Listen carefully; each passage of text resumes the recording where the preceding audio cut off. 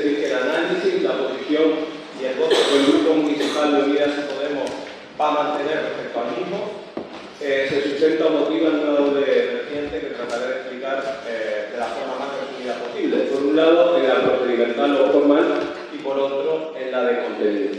En cuanto a la primera, en cuanto a la de procedimiento, es sobradamente conocido el singular proceso, por denominarlo con algún eufemismo, vivido por este reglamento, con idas y venidas a la comisión y al pleno de documentos que no se correspondían con el justo objeto de aplicación y que, como todas y todos conocemos, motivó que en la última sesión plenaria el asunto se dejara nuevamente sobre la mesa y se solicitara por parte de nuestro grupo la comparecencia en comisión informativa para aclarar esta situación por parte de la señora directora de la escuela y de la jefa del área de actividades preferentes encargadas de este tema. La comisión se celebró, conviene recordarlo, el pasado 11 de enero de 2017. Y en nuestra opinión, lejos de esclarecer los hechos, vino a arrojar, como explicaremos de inmediato, más sombras de dudas si cabe sobre el contenido de lo que al parecer hoy finalmente se va a aprobar por mayoría. En este sentido, Unidas y Podemos quiere en primer lugar reiterar, como ya lo hiciera en comisión, el poco respeto mostrado hacia la decisión plenaria que obligaba a acudir a estas dos personas como comparecientes y no como secretaria de la comisión, por una imposibilidad práctica de digamos, asumir los dos papeles. Pero de luego no es ello lo más significativo ni donde centramos los hechos de la crítica, pero sí queríamos reiterarlo. Porque más allá de todo ello, y de la vergüenza o oprobio que supuso el recorrido que hemos venido describiendo hasta ahora, lo cierto es que las explicaciones que se nos ofrecen es una versión, si se me permite la expresión, caricaturesca de los hechos, donde al parecer todo queda reducido a un administrativo para el que se confabularon todo el sistema planetario informático que no le permitió guardar unos cambios que se habían operado. Nadie más asumió responsabilidad, nadie más señaló que había faltado diligencia, tacto, mimo y celo a la hora de, digamos, velar porque efectivamente el documento emanado de los órganos correspondientes llegara a este pleno en condiciones adecuadas y, por lo tanto, desde ese punto de vista, nos resultaron tremendamente insatisfactorias las aclaraciones, por llamarlo de alguna manera, o la versión que se nos dio. Nosotros no asumimos, por tanto, ni nos tragamos esa versión y tampoco, si se me permite, insisto, la expresión, queremos hacer parar el pato a la parte más débil. En este caso parece que sin que nadie más asuma responsabilidad, sino la del administrativo, que, como digo, en esa versión edulcorada de los hechos fue el que no guardó los cambios. Pero al margen de todo ello, y estando todavía en la parte del procedimental formal, al margen de todo ello, la comparecencia guardaba una, al menos para nosotros y nosotras, delirante sorpresa, porque la intervención de la señora directora de la escuela se señala, y reproduzco literalmente, que desde el 2005, en que se inicia el trabajo a instancia de este ayuntamiento, se vienen realizando toda una serie de modificaciones, presentadas en las diferentes comisiones pedagógicas que acaban en un borrador del reglamento aprobado el 6 de abril del 2016 y que resulta, a tenor de estas explicaciones, que las tres modificaciones que se nos había venido constantemente señalando, que eran las únicas aplicables y que se nos había venido reiterando como si de un mantra se tratara de forma machacona, no eran tales, sino que a lo largo del periodo de un año y pico se habían introducido una serie de modificaciones. Ello obligó a que este grupo municipal pidiera las actas de las diferentes comisiones pedagógicas que habían desarrollado ese trabajo para saber realmente dónde estaban esos cambios y qué era realmente, frente a la versión oficial de las actas, para que no dude, de las actas de comisión informativa que aludía solo a tres cambios, cuáles eran realmente el conjunto de modificaciones operadas y de las que hasta ese mismo momento, el 11 de enero del 2017, en el que la señora directora se manifiesta en el tenor que he explicado, no teníamos ningún tipo de conocimiento. Solicitamos que se nos envíe, se hace 15 días después. Yo desde luego no voy a entrar, porque los hechos son flagrantes, a juzgar el rigor, la veracidad algunos casos la legibilidad para poder hacer frente y estudiar esta documentación, que la verdad creo que hay veces que los hechos hablan más que las palabras, pero al margen de todo ello, digo, se nos envía y nos encontramos, por ejemplo, solamente sería imposible, puedo poner múltiples ejemplos porque los hemos leído todos, pero solamente vamos a poner algunos modos de ejemplos que justifiquen o legitimen la posición contraria de nuestro grupo. Por ejemplo, en la Comisión Pedagógica del 11 de febrero del 2015, y esto es literal del acta, dando por bueno la veracidad de estas actas, se informa que en 2011, 6 profesores empezaron a elaborar un reglamento nuevo, pero quedó sin terminar. 3 de los 6 estaban de baja y por una serie de errores que no se especifican quedó descartado. Emilia añade que las modificaciones del reglamento, es decir, que el reglamento teóricamente, según se infiere que el acta de la Comisión Pedagógica ha sido modificado sin conocimiento de este pleno, añade que las modificaciones del reglamento se añaden a la memoria del centro cada año, como no se cambia el reglamento anualmente. Ahí lo dejo. En sentido similar, se manifiesta la Comisión Pedagógica del 25 de febrero del 2015. Y en la Comisión Pedagógica del 11 de marzo, ahora ya no se habla de un borrador del 2011, sino de un borrador del 2008. Tal vez por ahí encuentre explicación toda esta situación que hemos venido aludiendo. A partir de ese momento, en todas las comisiones y de forma sistemática, se alude sin ningún tipo de profusión ni especificación en cuanto al contenido de los cambios operados, es decir, sin un respeto mínimamente, no digo ya exhaustivo o escrupuloso, sino con un respeto siquiera ligero al procedimiento, a los cambios o mejor dicho, para reproducir literalmente, a los trabajos de los artículos. Los trabajos de los artículos, en una son del 1 al 18, en la otra del 18 al 22, en la otra hasta el artículo 33, pero no se hace referencia, insisto, a ninguno de los cambios. Así avanzamos un poco más, en las comisiones pedagógicas de 7 y 14 de octubre, se habla de introducir la figura en el reglamento del ex alumno y se añade la participación en grupo.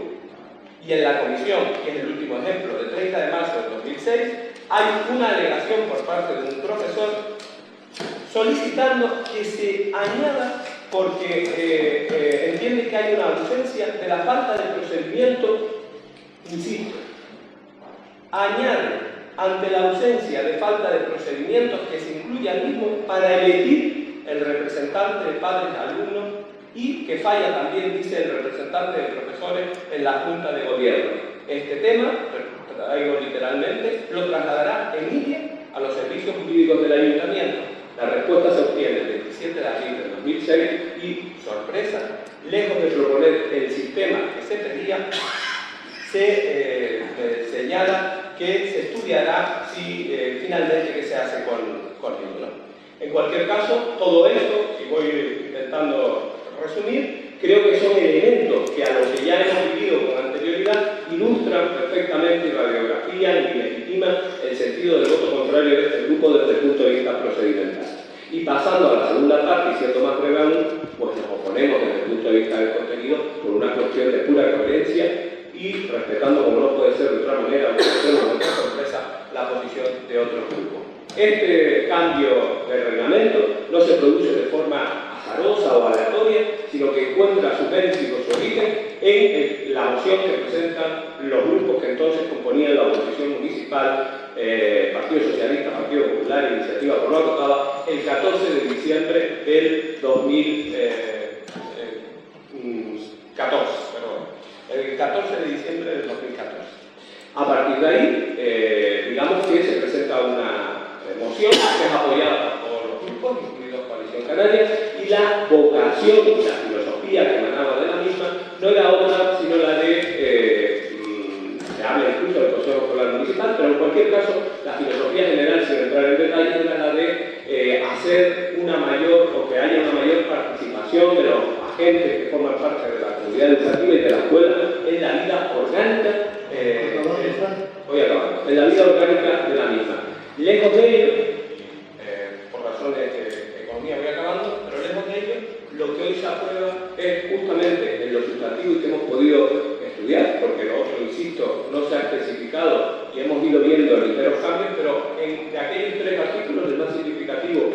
allá del tema de género, era sin duda el que tiene que ver con los representantes de padres y alumnos en los órganos de la escuela. Ya no solo, como se hacía antes, se mencionaba, pero no existía en la práctica, sino que ahora se elimina, no atendiendo a la reclamación, perdón, a la sugerencia realizada en su momento de que se establezca un procedimiento para la elección, sino directamente pasando a ser eliminado. Creemos que ese aborto de participación ciudadana va claramente contrario a los tiempos actuales y desde luego está en los antípodas de la filosofía y de la letra que emanaba de la moción que en su día se aprobó en este pleno. Que por cierto, por eso lo diré luego para no aclararme más, me gustaría saber si esa modificación fue de los servicios jurídicos o a propuesta de algún grupo, porque si leemos, y acabo ahora sí de verdad, señor alcalde, si leemos el acta literal de la Comisión de Educación del pasado 11 de enero, pareciera achacable o imputable a un grupo municipal. No sé si es así o si es de lo, esto lo digo por desconocimiento, pero me gustaría que se aclarara. Por tanto, y acabamos, desde Unidas y Podemos no podemos sino votar en contra por los errores y por el forticidio cometido en cuanto al procedimiento y también en cuanto al contenido que acabo de aludir. Y por supuesto, durante el periodo de alegaciones, pues intentaremos, volveremos a presentar esta en relación con la participación de los padres y los alumnos, y si finalmente pues no se aprueba, no se tiene como pues actuaremos donde creamos conveniente, porque creemos que, como es lógico y normal, cualquier comunidad educativa tiene que tener representación de los agentes que la conforman. Muchas gracias y perdón por la atención. Muchas gracias.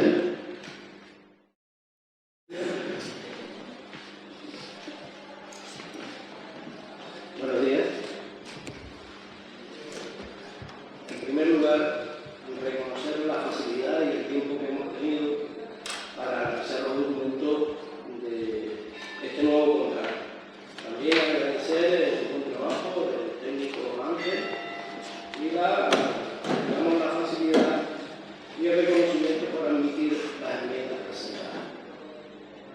Sin embargo, este contrato que analizamos hoy no es el que queremos ni el que necesita nuestro municipio, sobre todo cuando los desafíos ambientales del siglo XXI pasan por una gestión eficiente de los recursos naturales, en especial Raúl, creo que el cámara aquí que te estoy viendo un poquito más para que te grabe bien.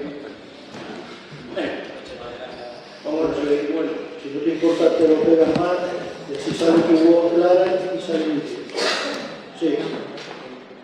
Unidas y Podemos rechaza que la comunicación del servicio de conservación y mantenimiento de la red de alumbrado público sea la más beneficiosa para los intereses de la ciudadanía de la local.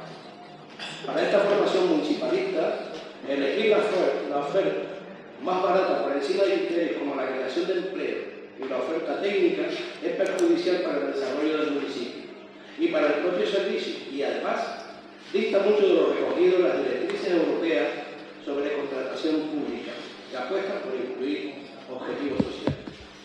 En Unidas y Podemos defendemos un modelo de gestión de los servicios municipales 100% con gestión pública, puesto que, entre otras razones, la externalización supone un sobrecoste para los contribuyentes por la necesaria búsqueda de beneficios por parte de la empresa adjudicada. Si de lo que se trata es de reducir el coste sin que se resienta el servicio y los otros criterios, la mejor opción, sin duda, es la gestión pública directa, frente a la apuesta de las privatizaciones del resto de grupos políticos municipales. Evitaría el sobrecoste que implica la inevitable búsqueda de beneficios por parte de la empresa adjudicataria y podría utilizar ese ahorro en el aumento de la plantilla y en la introducción de otros criterios sociales, medioambientales y de igualdad de género.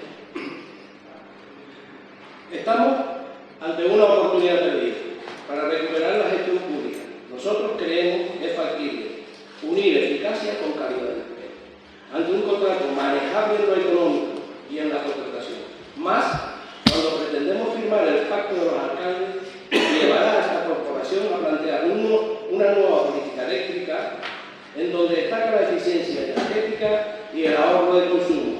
Con medidas sencillas y sin grandes inversiones se puede ahorrar más del 10% del coste anual del servicio de mantenimiento eléctrico. Estos últimos años se va imponiendo la idea de que la gestión de los servicios públicos locales debe volver a manos públicas. La recuperación de los bienes públicos y comunes está empezando a ser una prioridad en las principales capitales españolas y de todo el mundo. Y no solo ha mejorado el acceso y la calidad de los servicios, menos costes y mejor infraestructura, sino que garantiza algo muy importante: la transparencia, la rendición de cuentas y la participación ciudadana. Por otro lado, en unos 800 municipios españoles contratan actualmente electricidad 100% renovable para dar servicio a 12 millones de españoles, sin sobrecoste para la ciudadanía. Si todos los ayuntamientos lo exigieran, se potenciaría un efecto arrastre a la demanda de carbón.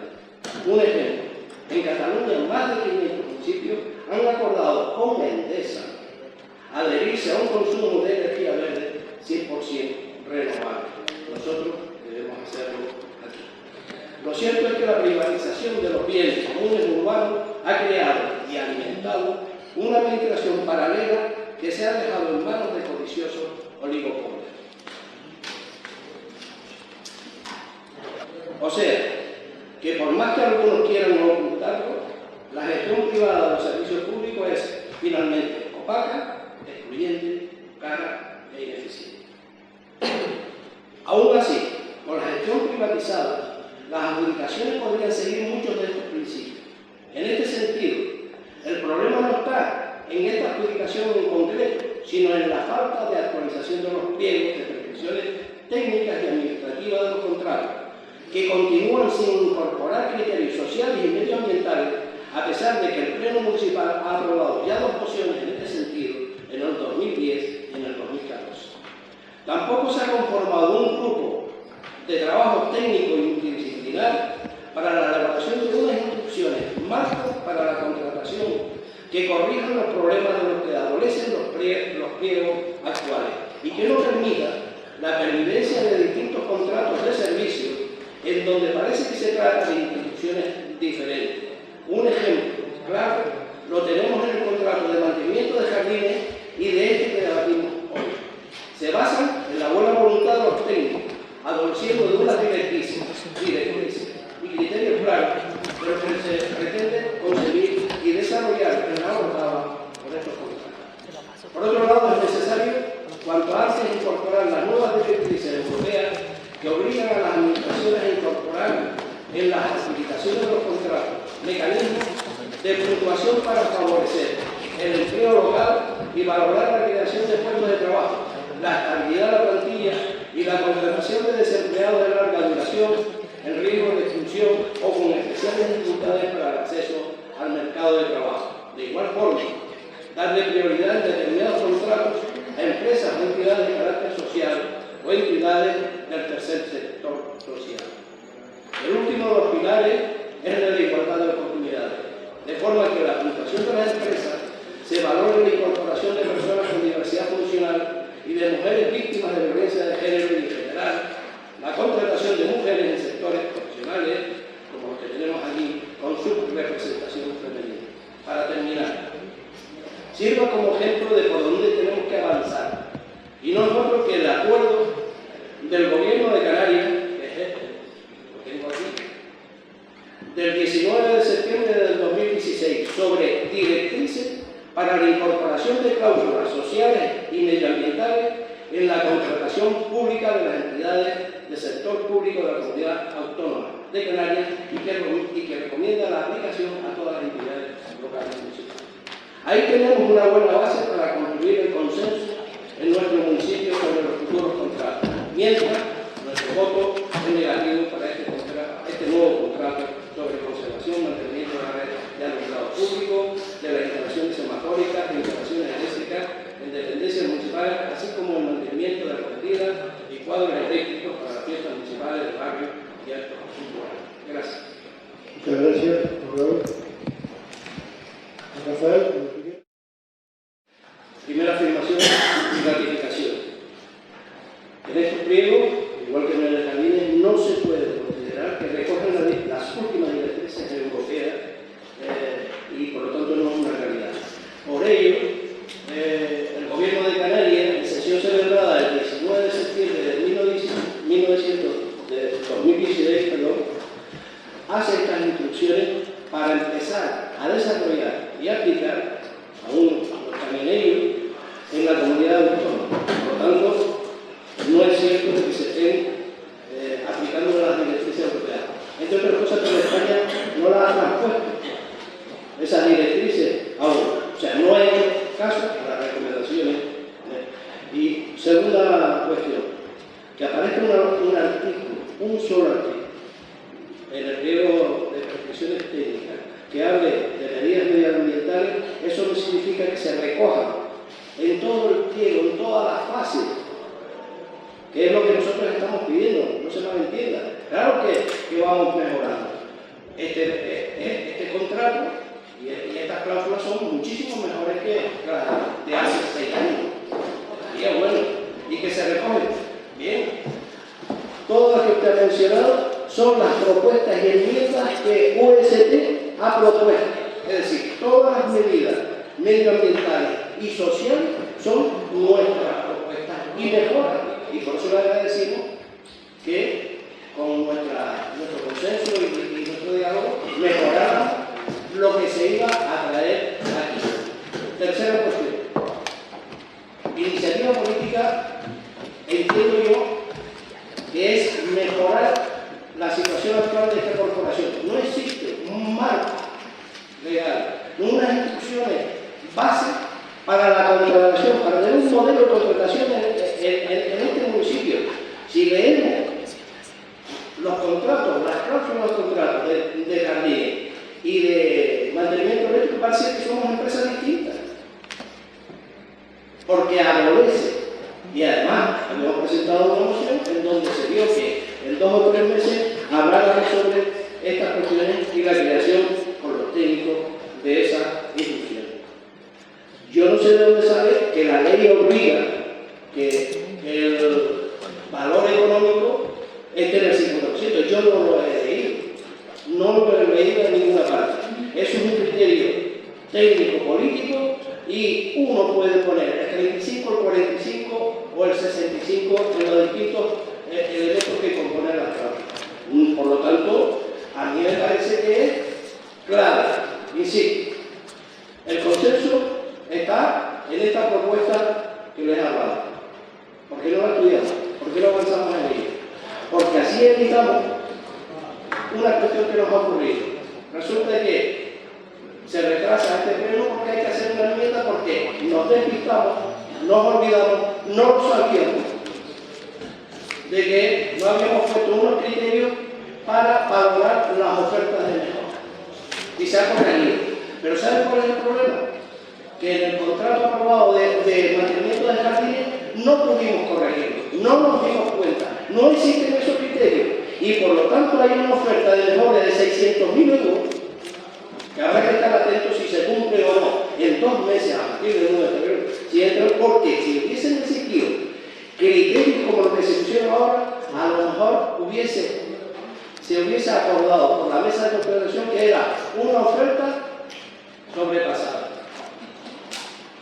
Porque 3,2 veces superior al 3,2 veces superior la oferta de mejora a la segunda mejor oferta, me parece mucha diferencia. Y 3,7 de la tercera me sigue haciendo excesivo.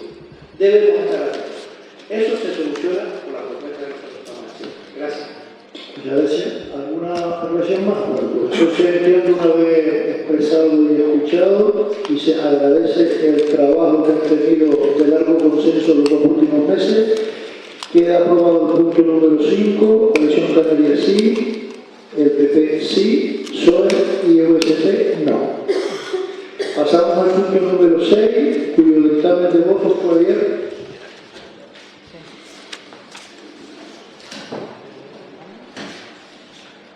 En la Junta de Portavoces se manifestó en que no siguen.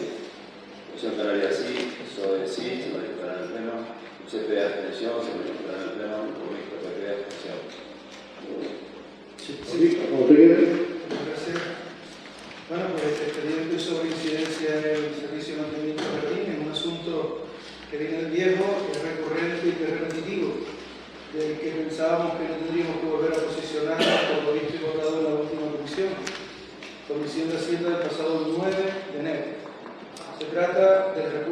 reposición interpuesto por la empresa CESPA de fecha 14 de diciembre de 2016, en el que se hace alegaciones al expediente municipal, en el que se instruye con motivo de la discrepancia en la prestación del servicio entre el ayuntamiento y la propia empresa. En esas alegaciones valora aspectos como la declaración de continuidad del servicio, calificando de irregular el proceder administrativo trasladando a CESPA el contenido del expediente más de 7 meses después del informe jurídico y referido a un contrato vencido, además de que la prórroga debería haberse notificado con anterioridad a la finalización del contrato. Esto avalado por el informe de intervención es favorable al acuerdo en cuanto a que la ley no admite la posibilidad de dar continuidad a un contrato cuyo plazo ha finalizado. Se añade en el mismo recurso de CESPA alegaciones a los informes técnicos de valoración de la prestación del servicio. En ellas se expresan discrepancias con esos informes, calificando las certificaciones incomprensibles para CESPA y que no acreditan cumplimiento defectuoso alguno, que no entiende que el ayuntamiento haya abonado el precio del contrato regularmente y que una vez vencido se pretende una deducción del 48,52% de los facturados, prácticamente se queda la mitad. Termina alegando que de no abonarse los servicios prestados estaríamos ante la conocida doctrina del enriquecimiento injusto. Frente a todo ello, frente a todo ese recurso de reposición propuesto por la empresa, frente a todo ello se solicitó un nuevo informe técnico que se emite con fecha del 20 de diciembre pasado, en el que el técnico se reafirma en el contenido de los informes emitidos con anterioridad sobre los graves incumplimientos del contratista que incluso han propiciado daños en instalaciones y en el patrimonio vegetal. Se añade las incongruencias de la empresa en el anexo que presenta con el recurso de reposición y que las actuaciones por parte de la empresa lo son a consecuencia de las órdenes que ha tenido que realizar el ayuntamiento a CESPA, y algunos detalles más que omitimos para no dar caso. El informe jurídico del jefe del área de servicios, obras y desarrollo local también analiza el recurso presentado. En lo referido a la continuidad de la prestación de servicio, se reafirma en un informe anterior de fecha 4 de noviembre de 2015, en el que se argumenta que no se trata de una prórroga del contrato, sino de la necesaria continuidad en la ejecución de un contrato para salvaguarda y satisfacción del interés público, y que no es correcta la afirmación de CESPA, en cuanto a la continuidad del servicio, se formula alterando las condiciones del contrato. No estoy de acuerdo con ello. En cuanto a la discrepancia de la facturación, hace referencia a la ley para dejar claro que si los trabajos efectuados no se adecúan a la prestación contratada por defectos imputables al contratista, la administración, el ayuntamiento, podrá rechazar la misma quedando exento de la obligación de pago, o dicho de otra manera, el pago ha de realizarse previo informe favorable o conformidad del funcionario que revise o supervise el trabajo. Eso sí que iría contra el más elemental sentido común que impide pagar por un trabajo que no ha sido realizado. Termina diciendo que el expediente no se refiere a imposición de penalidad alguna y en cuanto a la doctrina del enriquecimiento injusto no es de aplicación, ya que el ayuntamiento no se plantea no abonar los servicios realizados, sino abonarlos por el importe valorado por los servicios técnicos y por consiguiente no abonar la parte del servicio no realizada, lo cual sí supondría un enriquecimiento injusto pero descontrolado. Por ello se emite una propuesta de resolución de desestimación del recurso de reposición interpuesto por la empresa, que es lo que hoy traemos a pleno. Pues bien, analizado todo el expediente aquí resumido, el Grupo Municipal Socialista valora los argumentos presentados por nuestros técnicos municipales y les da su conformidad. No obstante, sí consideramos justa la queja de la empresa al calificar de irregular el proceder administrativo del ayuntamiento que tardó más de 7 meses en trasladar a CESPA el expediente con el informe jurídico y además referido a un contrato vencido. Eso es responsabilidad del grupo gobierno, es decir, de ustedes, señores de la Comisión Canaria. En cualquier caso, aquí estamos fundamentalmente para defender el interés público, el interés general que es el de la ciudadanía, por lo que votamos a favor de la desestimación de recursos de reposición de la empresa. Muchas gracias, don Víctor. Don Raúl, cuando usted quiera. Buenos días. Visto los expedientes sobre la continuidad del servicio, nos preocupa y nos asusta tal como se han hecho las cosas desde diciembre del 2015. Largo tiempo para solucionar algo que tenía que haber estado resuelto hace muchos años. Nosotros basamos en los datos de los informes del 1 de julio, del 19 de agosto y del 28 de diciembre último, en la que va evolucionando, digamos que la argumentación de los técnicos municipales, vemos que el punto de partida es que, tal como nosotros anunciamos hace un año y denunciábamos que se estaba incumpliendo la normativa y la ley por parte del grupo de gobierno al prorrogar contratos vencidos o tenerlos a precaria, con nuestra insistencia, digamos, insistimos y ha mejorado y se hicieron las reestructuraciones necesarias para solucionar estos problemas. Pero nos asusta que cuando leemos en el informe del 1 de julio que se incumple gran parte de las mejoras del anexo del contrato, la no conformidad de las últimas facturas presentadas, informe jurídico del 26 de octubre y 4 de noviembre de 2015, en la que se dice que la improcedencia de la prórroga del contrato, la continuidad de la prestación de servicio por un plazo de 6 meses que se prorrogó nuevamente. Y después de todo esto, sin embargo, dice el informe técnico, este expediente no fue concluido por resolución alguna y consecuentemente no fue objeto de comunicación para adjudicatario. Esa es la cosa que ha pasado, porque si esta cuestión que se trae hoy aquí sobre el debate de la facturación termina en un juzgado, creo que van a tener muchas razones por parte de la empresa adjudicataria para ganar un premio en esta serie. ¿Por qué? Porque de forma administrativa no se ha cumplido con la ley ni con los plazos previamente establecidos. No me quiero alargar porque coincido con algunas afirmaciones que ha hecho el representante del Partido Socialista Obrero Español, y digamos que de lo que se trata hoy es de si estamos de acuerdo o en contra de la reposición y del pago. Nosotros votaremos a favor y cambiamos el voto de abstención, así, en el que no, evidentemente siguiendo los criterios técnicos, pero no podría hacer, y es lo que teníamos que haber hecho desde un principio, no dejar pasar el tiempo e incluso intentar algún acuerdo con la empresa, que eso estaba fuera de la ley. Gracias. Bueno, gracias. Por Rafael Montellanes. Básicamente estamos de acuerdo en la moción presentada y solo a algunas observaciones. Creemos que se debe generalizar la propuesta, es decir, no hacer la actuación sobre las propiedades y parcelas que afectan a la vía pública o que tienen en obra, sino que se generaliza y estamos pensamos que debe haber una priorización de las actuaciones. Y en este caso, el punto de partida es que existe una ley y hay que hacerla cumplir. Y evidentemente los servicios de urbanismo de este ayuntamiento son los que tienen las atribuciones. Nos parece interesante, y ya por lo dicho por el Colegio Canaria, ese inventario. Creo que es necesario y se une a las peticiones de actualización de censo que habíamos solicitado en otros aspectos cuando hablamos de los alrededores. Estamos a favor, por tanto, de esta moción e insistiendo en estos aspectos que estamos hablando. Gracias. Gracias. Sobre esta moción, la posición es que debemos, en primer lugar, decir qué hacer. ¿Qué hacer con los espacios históricos, con los espacios de nuestro patrimonio?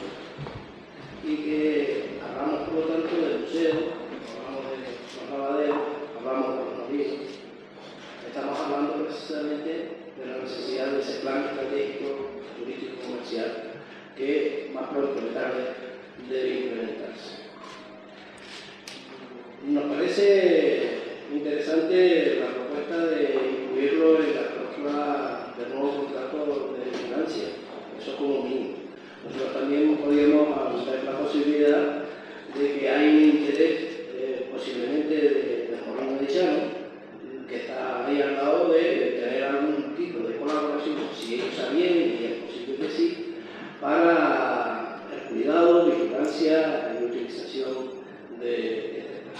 No debemos olvidar que los lavaderos han servido de base para realizar una actividad tan importante como la de Extremolinos, del grupo de La Escalera, y que tiene previsto realizar una segunda fase.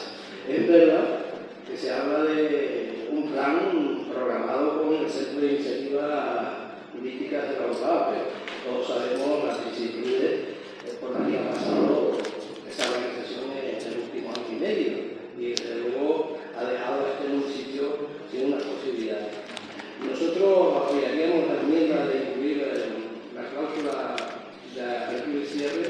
Nosotros estamos por que se mantenga la propuesta del PSOE, que el Ayuntamiento desarrollará ese plan y ese proyecto cultural y turístico, y en esa relación diríamos con el fin de posibilitar que sea visitado, no solo visitado, sino utilizado por centros educativos, turísticos y públicos en general. No solo debe servir los lavaderos para ser visitados, sino para ser utilizado, usado y vivido. Gracias. Gracias.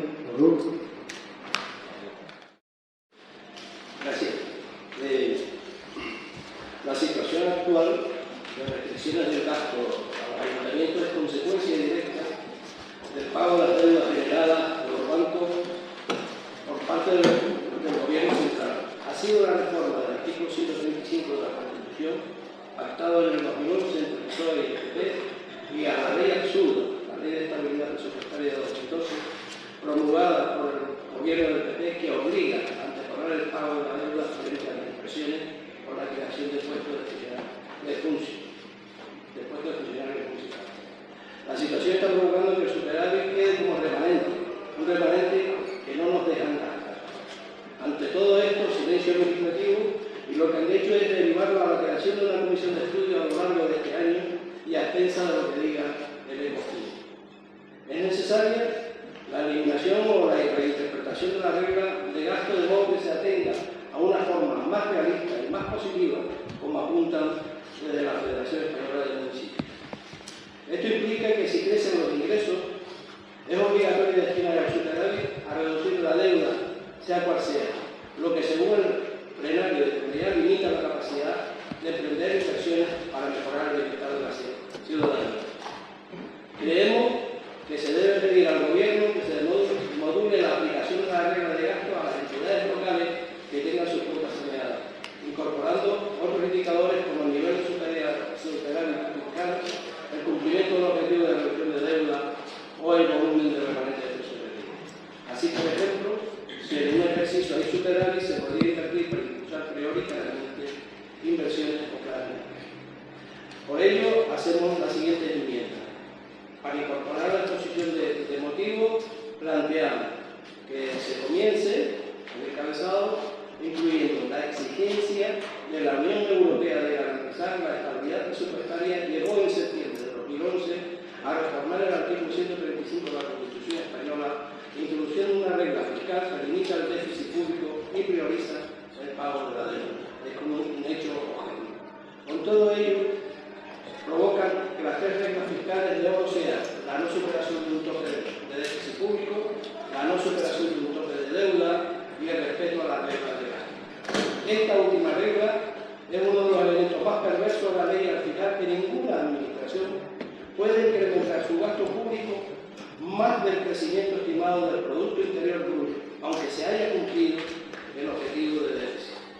Ante esta situación, hay que exigir al gobierno que por un lado negocie con la Comisión Europea nuevos objetivos de déficit y por otro que adopte las medidas oportunas para flexibilizar la regla de gasto con el fin de que los ayuntamientos con superávit puedan gastar más allá de lo que vaya a crecer la economía a medio plazo y para modificar la norma que fija el techo de gasto, límite que marca el Ministerio de Hacienda para diseñar los presupuestos municipales, de forma que se fije sobre las necesidades futuras del ayuntamiento y no sobre lo presupuestado en el ejercicio anterior. Por todo ello, también proponemos enmienda a los acuerdos. 1. El Ayuntamiento de Ordoa muestra su disposición a colaborar con otros ayuntamientos en una campaña a nivel estatal en contra de las políticas de autoridad de la Unión Europea y contenida básicamente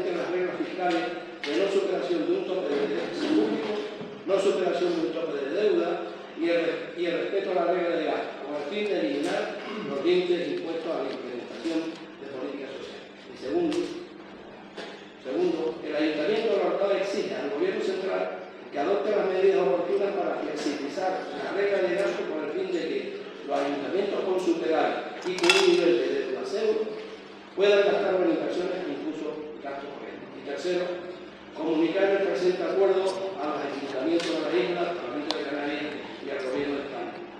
Veo que desde el grupo de Coalición Canaria coincidimos en la exigencia al Gobierno de Canarias de la flexibilizar y modificar la realidad. Gracias. Bien. Vale, pues queda José Raúl aclarar, digamos, lo que va a ser. Hombre, en primer lugar, es de cajón lo del 135, sí, es que en la exposición de motivos se olvida. Es que no es un hecho objetivo que eso ocurrió en el 2011, porque empieza la ley del 2/2011. Eso es constatar un hecho objetivo y que se refleje. Son fundamentalmente dos leyes, dos acuerdos, que es lo que nos ha llevado a esta situación. Por tanto, hablábamos de un hecho objetivo, histórico, que ha ocurrido. En segundo lugar, creo que también concreta la aportación nuestra en la exposición de motivos y además que es coincidente con la exposición de Coalición Canaria, que es la flexibilizar la regla de gasto, es lo que pedimos en la Constitución. Y luego, entre los acuerdos, un brindis al sol es, si aprobamos este texto de la moción, con instar al Gobierno de España para que permita que las entidades locales. No, es que yo creo que eso va y debe ir ligada a la exigencia al Gobierno central para que adopte las medidas oportunas para la presión. Yo no se los acuerdos del PP, además no me fío nunca, personalmente, de esos acuerdos de espaldas al Parlamento Nacional. O sea, yo lo pongo en cuestión y no lo pongo como un valor. Por eso nosotros, para poder apoyar esta moción, si no nos abstendríamos, es que nos parece importante. ¿Por qué no? No nos ponemos a disposición, colaboramos con otros ayuntamientos en una campaña a nivel estatal y que con la fuerza suficiente para que rompa con la autoridad de la Unión Europea y que existe en la actualidad. Y que no sean los límites de superación. No reiterar otra vez lo que ya te había hablado. En segundo lugar, nos parece también importante la concreción de las medidas para flexibilizar la regla de gastos y comunicar el presente acuerdo a los ayuntamientos. Son tres cuestiones que mejoran la exposición y el texto de la moción presentada por el Grupo.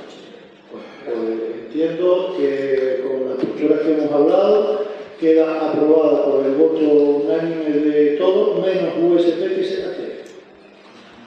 Con las enmiendas nuestras y con lo que salió del PP. Bien, bueno, pues pasamos entonces a la moción número 15 de USP sobre cláusula suelo. Gracias. Gracias. Cláusula suelo, todos conocemos lo que son bien por sufrirlas directamente o bien por conocimiento más o menos directo de algún conocido, ¿no? En cualquier caso, y más allá de ello, su nulidad o su carácter nulo y abusivo lo viene a refrendar y a consagrar la justicia en el ámbito nacional en mayo de 2013, pero no lo hace como efecto retroactivo, sino a partir de la sentencia inédita hasta entonces que consagra, digo, esos elementos que señala. Es el Tribunal de Justicia de la Unión Europea que más recientemente, en una sentencia que lógicamente ha marcado un hito desde el punto de vista jurisprudencial, señala y marca el carácter retroactivo, no ya el abusivo, que es una reiteración, sino el carácter o la aplicación retroactiva de la ley. Parecería que con esa consagración por parte de los tribunales de justicia bastaría para que las entidades bancarias comenzaran de oficio a devolver las cláusulas a los usuarios y usuarias. Sin embargo, no ha sido así. Han, digamos, introducido elementos bastante sutiles para alargar el proceso, incluso algunas en las últimas modalidades ponen a los denominados clientes de riesgo cuando van a pedir otro préstamo, otra hipoteca o cualquier tipo de transacción bancaria cuando ya ha denunciado el tema de la cláusula suelo, algo que creo también que tendríamos que trabajar para evitar similar en el futuro.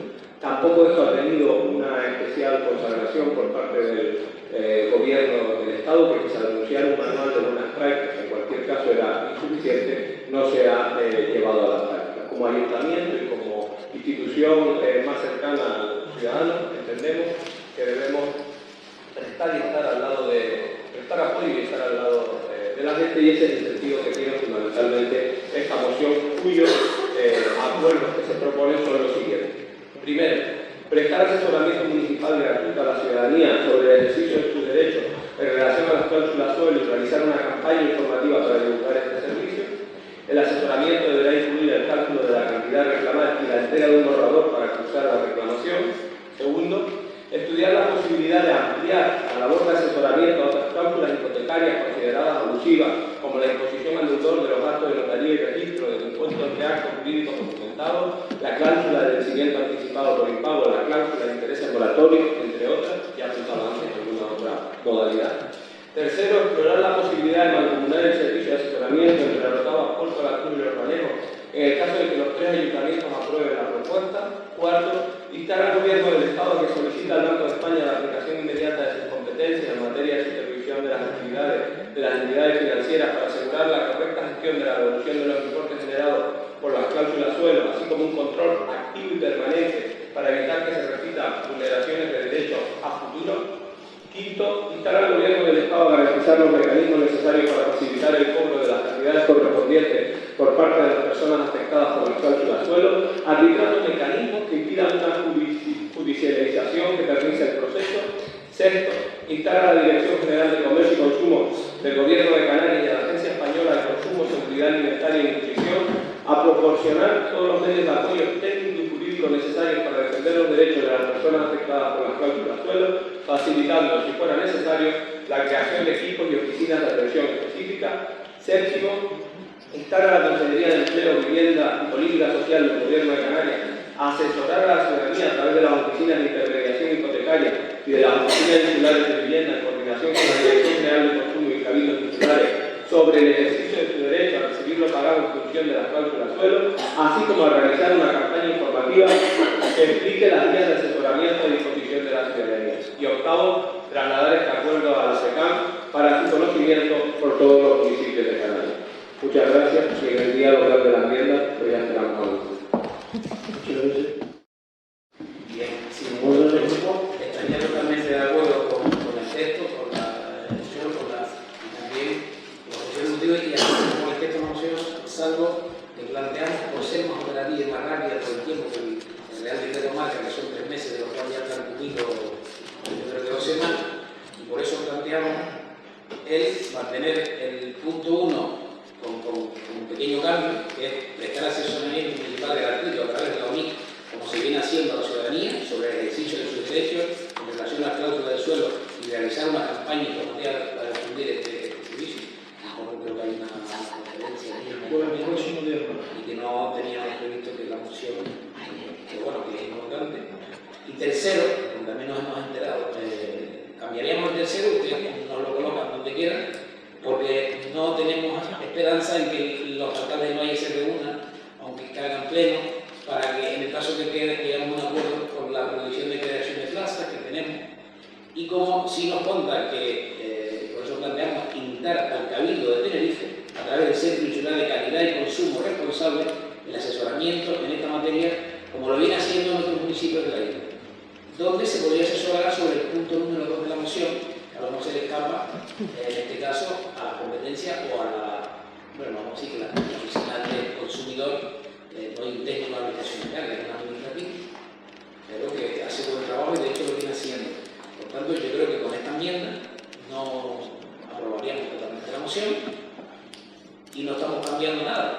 Lo único es que el ayuntamiento no tiene en su plantilla ahora mismo ningún técnico de administración general, ningún administrativo que pueda coger, yo he visto ya y cuesta analizar dónde encuentra la casa de suelo en la letra pequeña, etcétera, etcétera. Con lo cual, yo creo que con esta enmienda queda, digamos, de cobertura a nuestros ciudadanos, en este caso del municipio de Rotava, que creo que es lo que la intención del ponente, ¿no? De la moción.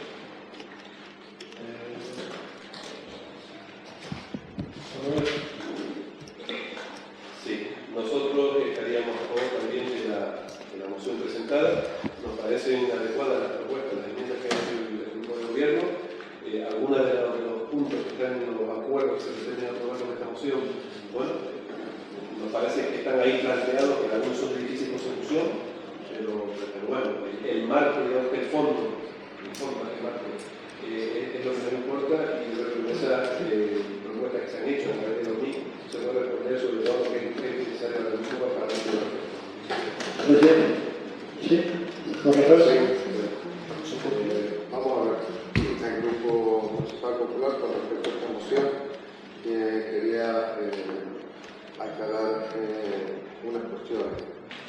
En primer lugar, vemos que está fechada con fecha del 25 de enero de 2017 y en determinados párrafos de la exposición de motivos creo que queda fuera de tiempo, temporáneo. Cuando aquí se refiere a que el gobierno del Estado no ha articulado ninguna medida con respecto al tema para la devolución de la cláusula de suelo. Me remito a que precisamente el 21 de enero salió publicado en el BOE el Real Decreto Ley 1/2017 del 20 de enero de medidas urgentes de protección de consumidores en materia de cláusulas de suelo, donde queda claramente especificado que es de obligado cumplimiento para las entidades financieras y que se les da un mes de plazo para que articulen todos los mecanismos necesarios para la atención y resolución de todos y cuantos casos de denuncias extrajudiciales de sus clientes tengan con respecto a las cláusulas de suelo. El ámbito dice claramente que se aplicarán en los contratos de préstamos o créditos garantizados con hipoteca inmobiliaria que incluyen cláusulas de suelo cuyo prestatario sea un consumidor. Y donde dice que si para las entidades financieras es de obligado cumplimiento, para el consumidor es voluntario, es decir, dan la posibilidad que el afectado acuda judicialmente a resolver el caso con la entidad financiera o vaya por la vía judicial. Y no me quiero extender, yo le digo a los miembros de USP que tomen buena nota, que escriban el Real Decreto Ley 1/2017 del 20 de enero, lo vean donde está súper claro que el gobierno del Estado sí ya ha articulado medidas para solucionar este tema. En segundo lugar, estamos de acuerdo con lo que decía el portavoz, la enmienda del portavoz del grupo de gobierno, sobre que el ayuntamiento, a través de la OMI, como están haciendo otros municipios, y pongo el ejemplo del ayuntamiento de Orotava, ya ha publicado y salió hoy una nota de prensa donde el próximo martes 7 de febrero a las 7 horas, a través de su oficina de OMI, va a realizar de forma gratuita una charla con personal cualificado sobre la situación de las cláusulas hipotecarias y todos los protocolos de actuación que deben de hacer. O sea, a mí me parece correcto que el Ayuntamiento de Orotava pueda articular de forma gratuita eso. Lo que no nos parece de acuerdo es que se exija que este asesoramiento gratuito incluya también que se le calcule y se le ponga todo el cálculo de forma gratuita, porque para eso haría falta una muy buena partida presupuestaria, porque estos son temas que no lo puede hacer un administrativo. O sea, el ayuntamiento de los estados debería, en este caso, como mínimo contratar una plantilla de 5 o 6 profesionales técnicos especializados, porque a mí me consta y perdónenme que utilice este término, pero creo que en determinadas cosas de esta moción se utiliza se va hacia una ignorancia sutil sobre el contenido real de este tema, ¿vale? Porque el tema de la revisión de las cláusulas del suelo El tema del cálculo de los errores no es general, es individual. Cada tema es individual y requiere horas de trabajo. Yo he estado sentado, porque mi profesión es con respecto a todo este tema, y he estado sentado con personas especializadas, economistas, que se están dedicando exclusivamente a esto. Y les puedo decir que un solo caso sencillo de revisión de cláusula de suelo no se resuelve en 1 hora ni en 2 horas. Se requiere por lo menos 10 o 12 horas, porque no es cuestión de decir 2 bajó 4, pero que la diferencia no es la otra. No, es que este tema es muy complejo y hay que hacer un estudio de cuadros de amortización diario, porque las revisiones de los tipos de interés son diarios, no son anuales. Y después hay que compaginarlo para saber exactamente cuál es la diferencia real que ha perdido el consumidor.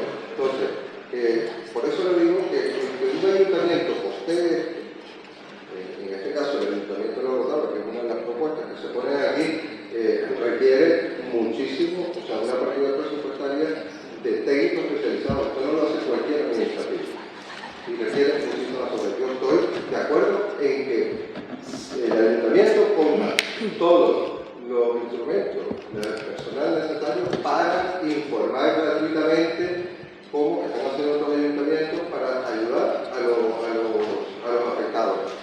Pero recuerdo, hay un Real Decreto del 20 de enero del 1 de 2007 donde el gobierno del Estado obliga a que las mismas entidades financieras que incurrieron en las cláusulas de suelo articulen mecanismos para solucionar los temas a sus clientes. Que creen oficinas, son las entidades financieras las que tienen que correr con todos estos actos, no son los municipios. Nosotros, como entidades municipales, debemos, sí, prestar toda la información, pero son las entidades financieras las que tienen que construir todo esto. Nosotros para finalizar, yo creo que está más claro lo que yo he dicho, no estamos de acuerdo en buena parte del contenido de esto. En ningún caso debe el ayuntamiento costear los gastos de un asesoramiento para este tipo de ¿El voto cuál es? nosotros votamos en contra por cómo está redactado el tema y porque nos parece que hay una parte que es temporaria, porque hay un Real Decreto de hacerlo vigente. O sea, si se acepta la enmienda como del grupo de gobierno, donde el asesoramiento es gratuito a través de la Oficina Municipal de Información al Consumidor y se insta a el Cabildo a que también de forma gratuita preste oficinas y personal para informar, como están haciendo otros municipios, charlas informativas para que cada cliente afectado vaya y sepa qué es lo que tiene que hacer, perfecto, pero de ahí a que sea la entidad municipal la que tiene que correr por los gastos de asesoramiento y de cálculo por cada caso, nosotros no estamos de acuerdo en que sea de esa manera. Bueno, pues le pasamos la palabra a Fran para que haga un resumen de las enmiendas por las que se han presentado.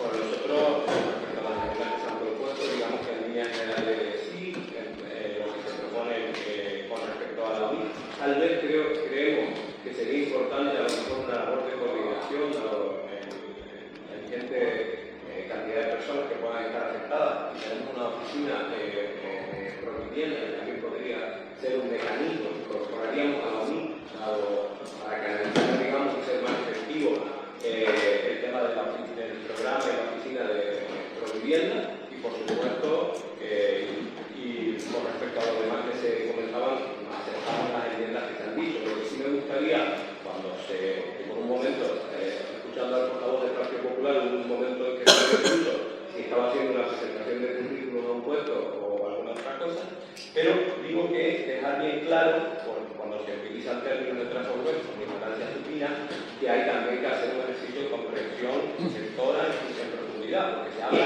de prestar asesoramiento municipal gratuito en todo momento. Lo hemos ahora aquí entre todos y todas canalizado y establecido los mecanismos. Aceptamos las enmiendas que se apoyan en el grupo de gobierno, incluyendo la de la oficina, y desde luego entendemos, que acabo con esto, que no puede quedarse simplemente en una labor de mero asesoramiento por la propia complejidad que aquí se ha dicho de lo que estamos hablando. Y por mucho que se aluda a mecanismos obligacionales, lo que está muy claro es que el desconocimiento y ahí la necesidad de la campaña y de la divulgación que se debe hacer desde la entidad más cercana, en este caso el ayuntamiento, es absolutamente necesario para que los ciudadanos y las ciudadanas, los vecinos y vecinas de lado a lado, puedan hacer uso de esos servicios y canalizar adecuadamente su reclamación. Gracias. Entiendo entonces que aceptando las enmiendas, el PP cambia su voto y vota lo que sí. Sí. Pues entonces entiendo que sale esta moción con el voto comunal. Así es.